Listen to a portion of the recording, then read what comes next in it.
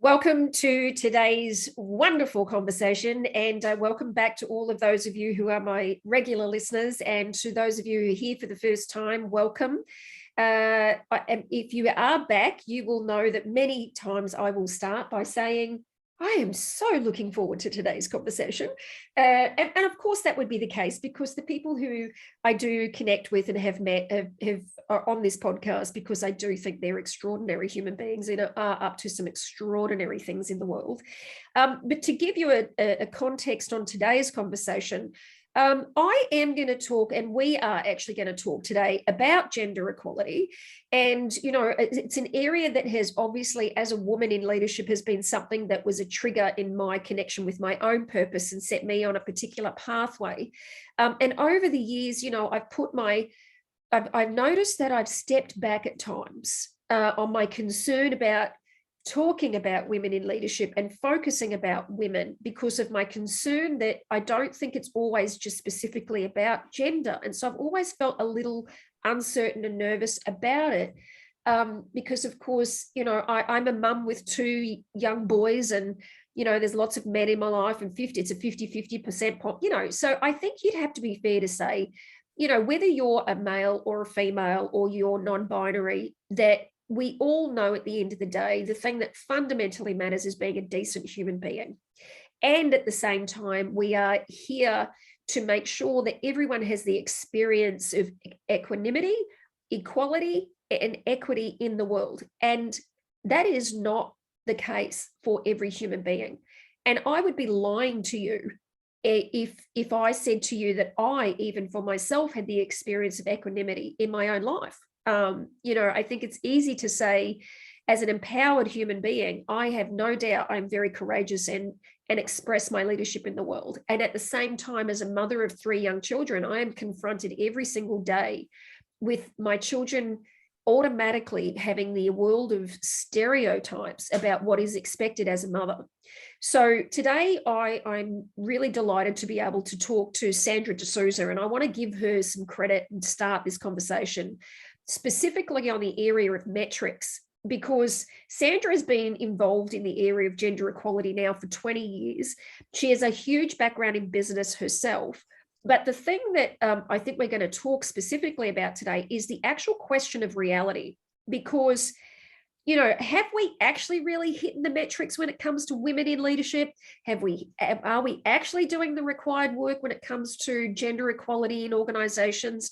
And the thing that, you know, that we started talking about before going live today is what was the background driver to this for Sandra? And the thing you want to know, so that we can focus this conversation on the difference that she's making and what she's out to do in the world. This came as a result of her doing some work analysis on 2,100 companies on the ASX and discovering that only 98 actually qualified in terms of hitting the metrics of gender equality. So welcome, Sandra. Thank you for joining me. Sandra is the founder of a company called Ellect. They're specializing in gender equality, but I'm going to let Sandra talk to us today about why is she so passionate about this? Have we really gone the dial? What's happening in this space? And what is she doing and what can be done? So thanks for joining me, Sandra. Hi, Carly. Thanks for having me. I'm really excited to be here on your show as well. Well, let's start with the work that you're doing with Ellect. I know you also was curious about this term. You said pink washing, because I think most of us, Sandra, would say, you know, there's a lot of talk, right? For years about equality, and then you say, but what's this term pink washing? Is our reality that actually really in the world of what's actually happening, that there's traction here? So can you talk about what you're passionate about, why you're here to do this work, and what is pink washing? Sure.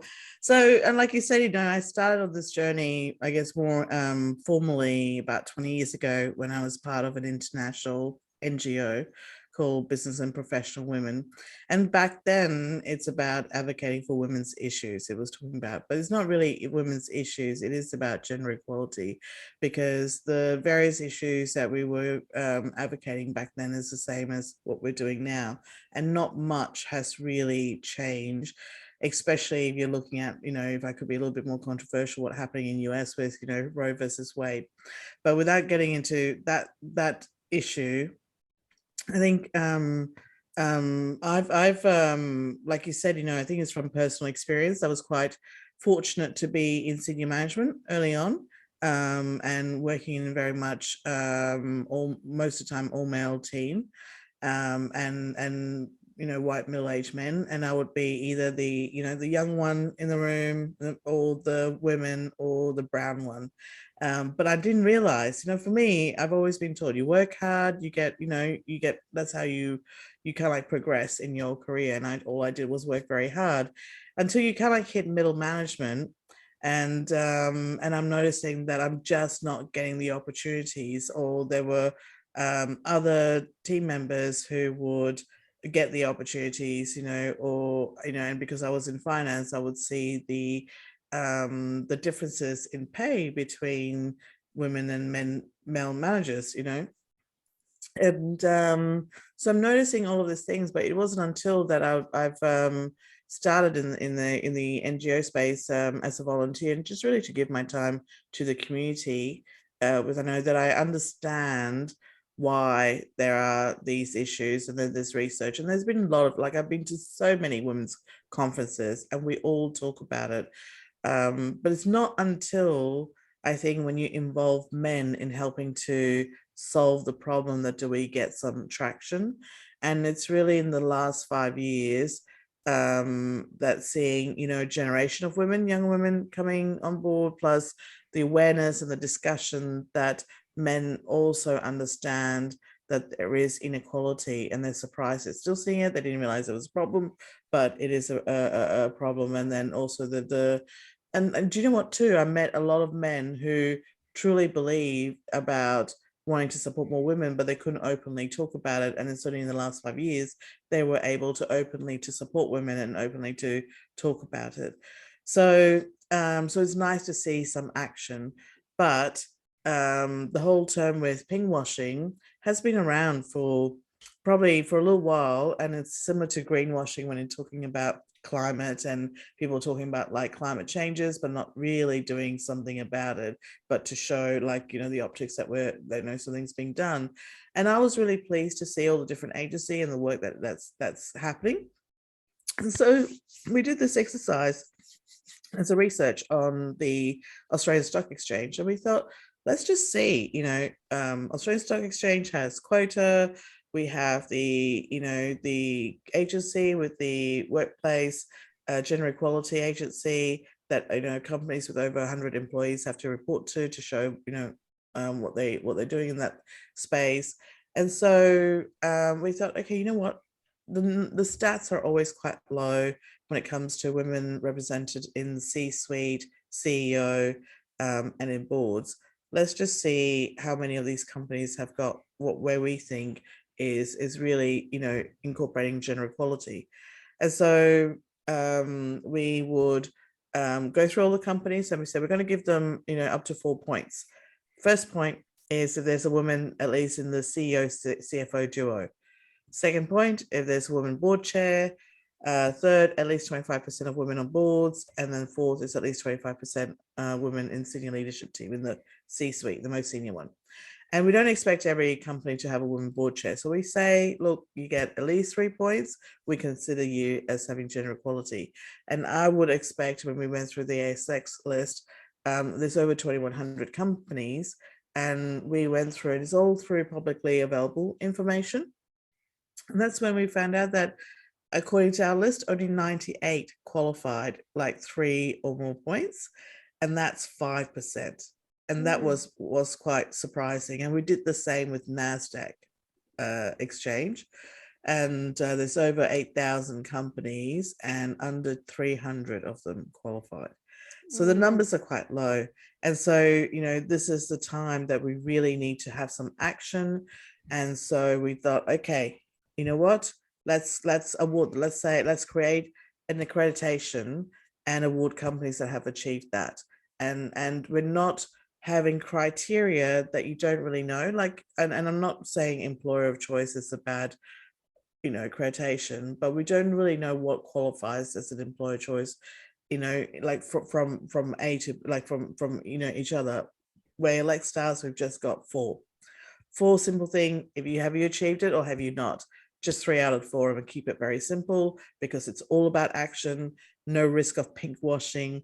And so we award companies who have achieved at least 3 of those 4 accomplishments, and so then they can show to others, for women who wants to be recruited or wants to apply for their role, or investors who are looking for companies that have achieved gender equality, that they can see that these companies are doing what they're saying they're doing.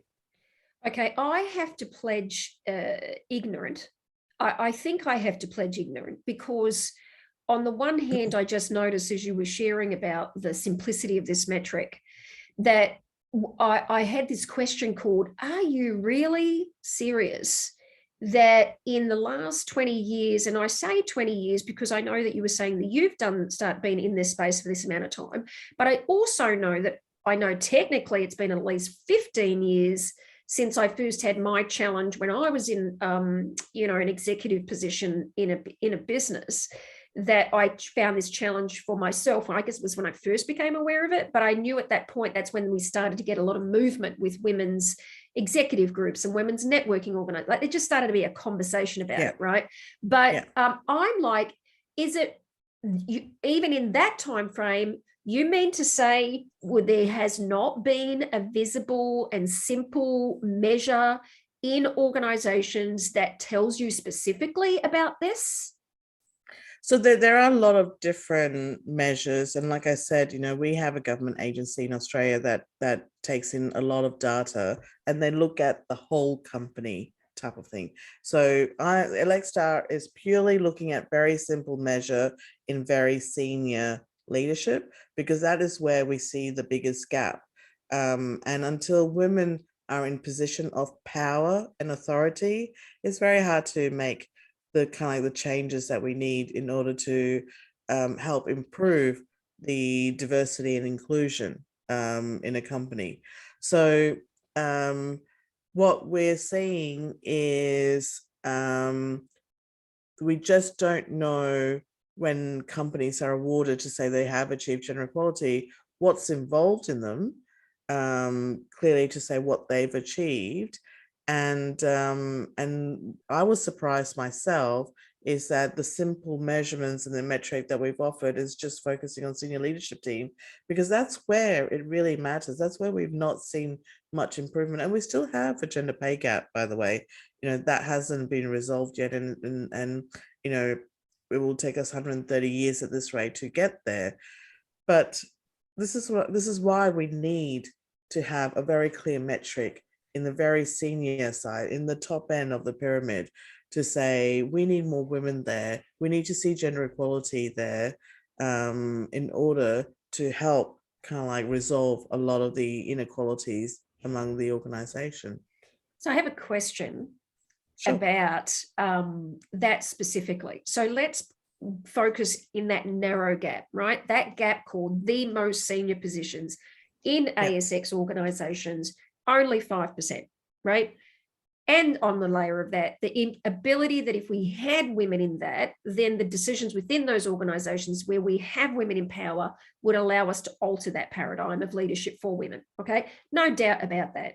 So then I have a question about, given how long it's been and we've not seen any shift in the dial, let's just take all the complexities of systems and all of that complexity out and just go, oh, for God's sake, will you just put a bloody woman in there, be done with it and move it? I mean, really, that's the simple version. Yep. I get that, right?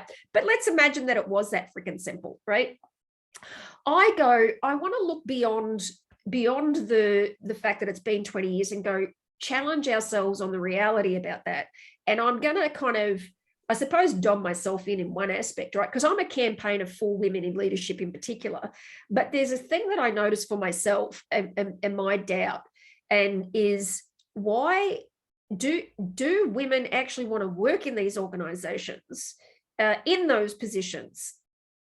Yeah, is that like, because I say this, Sandra, because I know my personal experiences. I'm not actually sure I want to comply with the way in which a lot of organizations like that are being run. I don't want to comply with having to feel like I have to be in the office 100% of the time, 5 days a week, in the structure in the which and way it's run. Just wouldn't do that. So I'm like, oh my God, well, who are you really? If you are a fight for women in leadership, but you're not willing to put yourself in that, what are you actually really doing? Well, I mean, you're actually pointing out a very important point. So let's say, so there's two groups. Can I just really simplify? There's two groups of women, okay, in the women in leadership. So the challenges is that there are a group of women, let's say, that they really want to progress and they want to, work within the, I guess, the structure and be promoted to more senior roles. They're not given the opportunity for one reason or another, and they're being deprived, okay, for a lack of a better term, of opportunities to progress their career. And so the solution for that is providing them for opportunities. And I'm being very simplistic.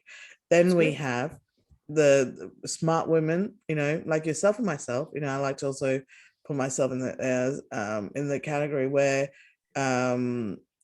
before I started my own venture, I could have really given my all to be as part of the corporate structure and really push for it to progress, because I was, like I said, quite early on, I was fortunate, and then I wasn't given the opportunity when I want to. But in order to really give it, I have to really give it all, like sacrifice family time or personal time and potentially health, and be surrounded by stress and deal with the politics and the toxic bullying workplace culture, all of that.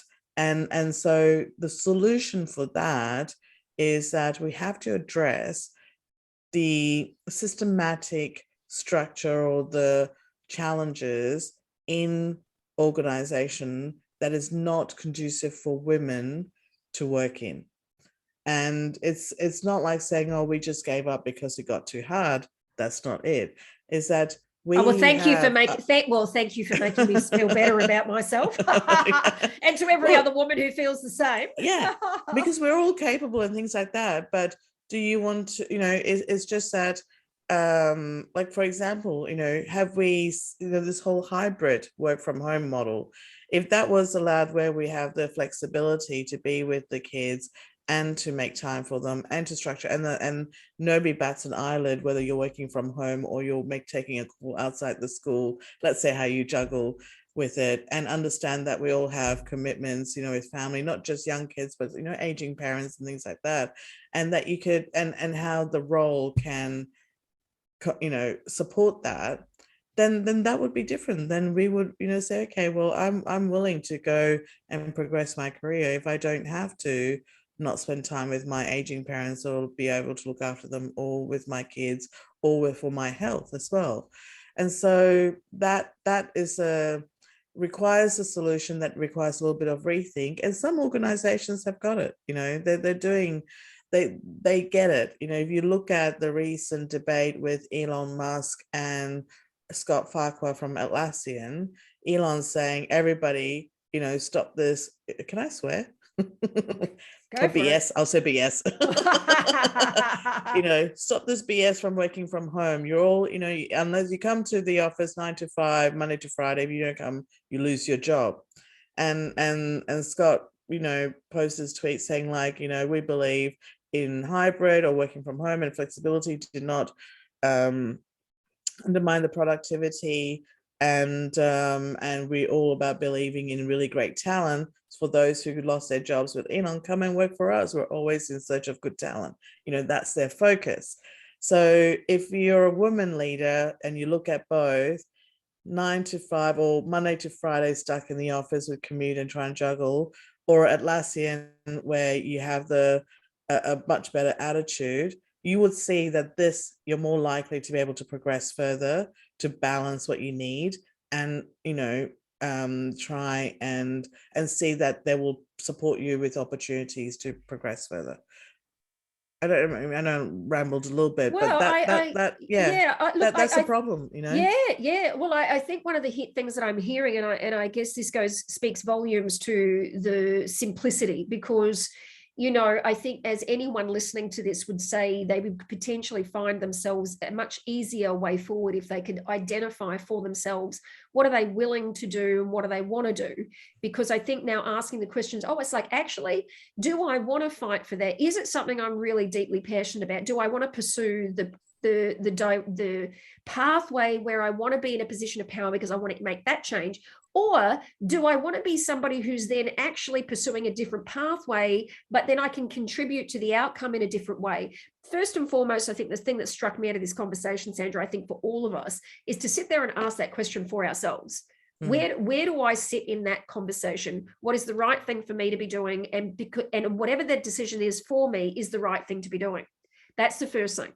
The second thing I want to come back to is, okay, now that you've done that, so the work that you're doing with Ellect is to get very clear with a very simple model for that particular area. Now, your intention is to make sure that we can try to improve or increase the number of women who are sitting in those positions.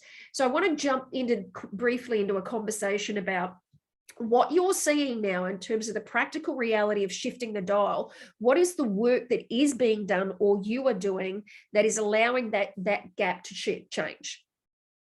So at the moment, actually, I have a project. Probably, I don't know if it's too early to share, but I'll give you a little bit, insight to it. Is I've gone ahead and reached out to the CEOs of those listed companies, and then now I've also expanded my list of companies who have achieved gender equality in senior leadership, and to find out what makes them different from the others. Like, what is it that what they're small, large companies, how did they manage to do that? And I'm getting some similarities across them, and that knowledge is what we want to do to share with the others. And I'm writing a book basically about it, and right. And to help others to say, okay, well, these are the things these CEOs have done, and if you adopt them, you can achieve that as well. Right. So that is a project that's in progress. But at the same time, I've also partnered with a recruitment company that has achieved recruiting diversity in C-suite roles. And I've also partnered with a leadership training company that has, and they do cultural transformation in organization. And I'm also talking to an organization that has an amazing diagnostic test. It has this 130 points that you can find out throughout your organization what are the reasons why you're not achieving that. So partnering with the companies that has a solution for companies who want to do it and don't know how to go about doing it. And eventually, as we evolved and having more data, the plan is to offer at least some training or access to the right companies to help them through it.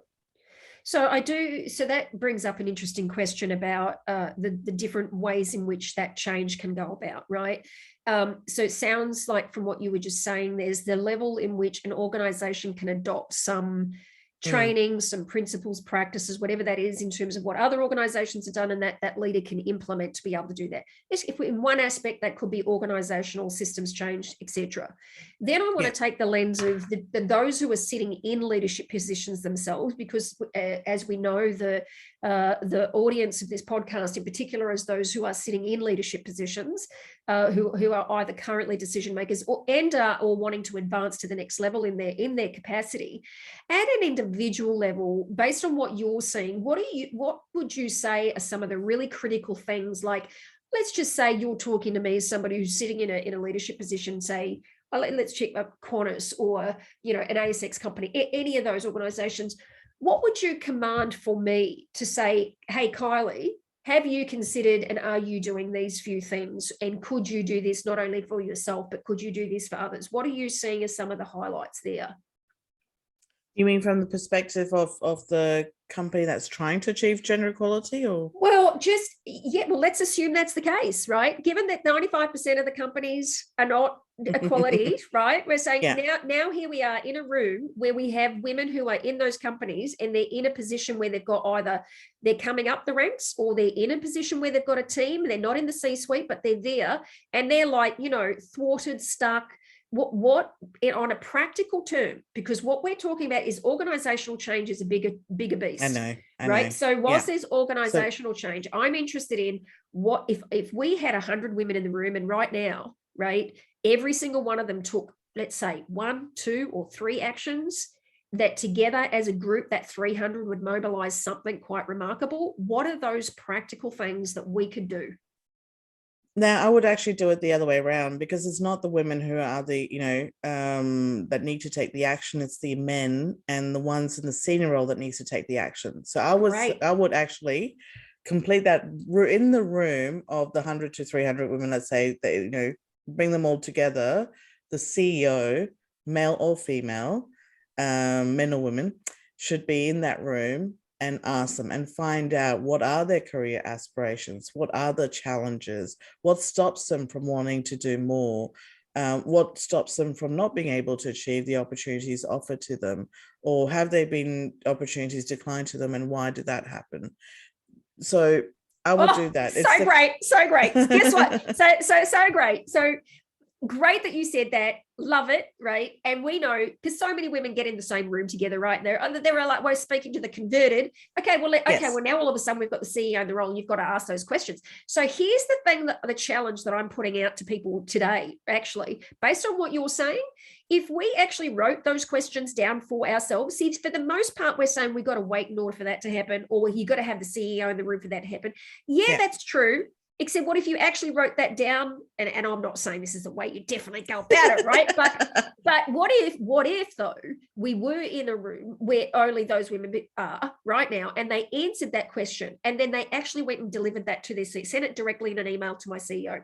CEO, here's the questions that we want you to ask if you're in the room with us. And then actually 100 of those women in the company actually bombarded him with the email. Yeah. Here's the list. I mean, that's taking it into our own hands, right?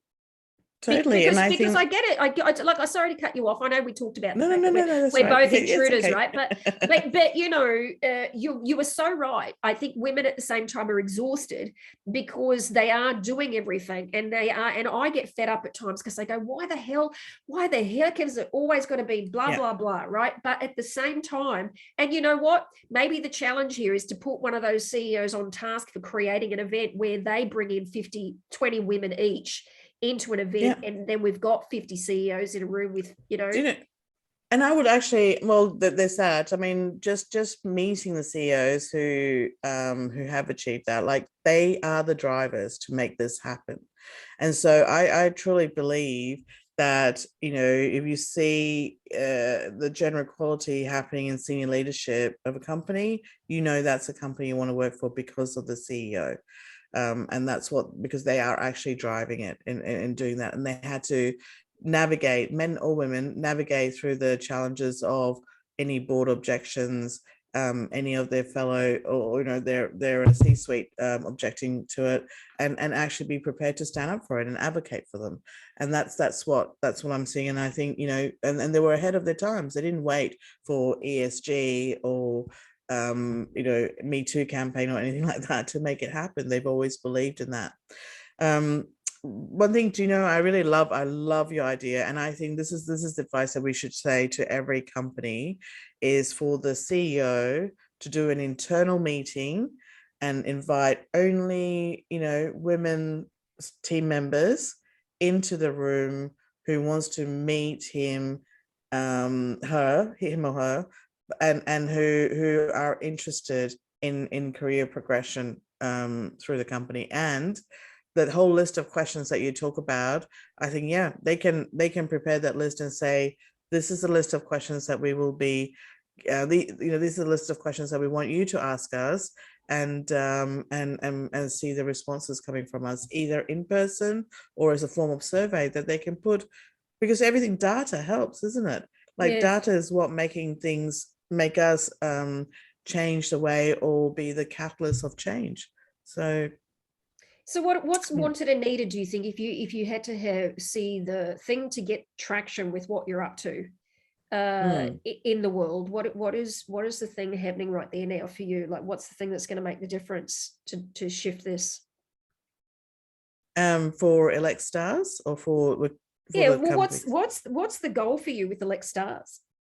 Oh, I want to change the world in a way, and not about world domination. I actually like to see I like to see that percentage from 5% to 98%, let's say, that you thought. Not 98 companies, 98%. Yeah. I like to see that. I like to see that we would change our criteria from at least 25% to say the ideally is 40 to 60% range of men and women, because it's not about having all women team either. But we need to kind of like push with, you know, at the moment, the criteria just to get some traction. But the goal is to make gender equality as something that we don't need to talk about it, because it's already happening. Yeah. But I know I'm all about baby steps, you know, and first step is just let's get more and more women in the, you know, in the C-suite and in board of directors. Yeah, well, I think that what I'm hearing, there's a big takeout for me in this conversation with you today is, well, firstly, the ability to take the small steps comes from having clarity and getting clear about the data, is whether you are, you know, in a C-suite and you don't have clarity over the data, or at the level of an individual, to look for yourself about being clear for yourself about exactly what are the things that you do want, and what is the first step you could take. And I love the questions that you put forward, because whether you have to wait for the CEO or not, have you asked yourself? I mean, I don't know what is your experience with that, Sandra, because I tell you, it surprises me when I do work one-on-one with a lot of women in leadership coaching, and I am surprised that when it comes to actually having the conversation with them, there are certain things around the foundations, like that they actually haven't gotten clear for themselves about, in practical terms, what are they really committed to here? Do they actually, what is the future that they see that they want for themselves, and what are the core values for them that they want? And in unfolding that work, it becomes pretty clear, oh, this is the one action I want to take in order to make sure I'm progressing for myself. So I don't know, that's a big takeaway for me with what you're up to, is number one, get clear on the data, get clarity, and take small actions to start with, because we don't move forward unless we take a small action, right? Yeah, exactly. And it can be quite overwhelming to think, oh wow, I want to change the world and it's a really big thing, and where do we start? But small action, it's a start. It's all part of human nature, that change comes from awareness. And we've now in the awareness stage, since the Me Too campaign and Black Lives Matter, people are aware that there are inequalities. So then let's start taking action steps, and small action steps makes it doable when we're trying to move, I guess, this Titanic of people to help make the change. So the awareness, Ellect Stars, with the accreditation, you have it or you don't have it, and then you go, wow, I would like companies to say, okay, we don't have it. Actually, we're really poor at this. We don't have any women. Why is that? They can say, oh, there aren't any enough women applying for the roles and all that. Yes, you can have all those excuses, but the reality is that there are plenty of women who are capable and it's willing to. You really need to look inside your organization to understand why you haven't achieved that. And then just take the first step of working towards of bringing more women. And maybe first step is have that meeting. I love that. Learn, listen. Have the meeting. Call the meeting. Call the meeting. I know, and it needs to be driven by the CEO. Love it. Call the meeting. So thank you for joining me today. I do want to finish, and I know this may be putting you on the spot. But I find that actually what comes naturally is always really authentic. So I've got to finish the statement for me. A leader is someone who. A leader is someone who really cares about their team. Thank you for joining me today. It's been very insightful. I love the practical simplification of your message and what you're doing. It's so clear. You to take the action very simply. So how can people actually connect with you with the work that you're doing with Ellect? Because no doubt, I think that struck me today that there may be some really great wins on the board for people to do that. Yeah, I think they can just reach out to me via email, which is Sandra at Ellect, ELLECT.biz, B-I-Z, or I am quite active on LinkedIn. So Sandra D'Souza on LinkedIn, you'll find me and feel free to message me. Well, we got to love LinkedIn. So we'll put all the Yes. details in the show notes anyway. Thanks for joining me today. Thanks, Carly. Thanks for having me again. And I really love your show. Thank you.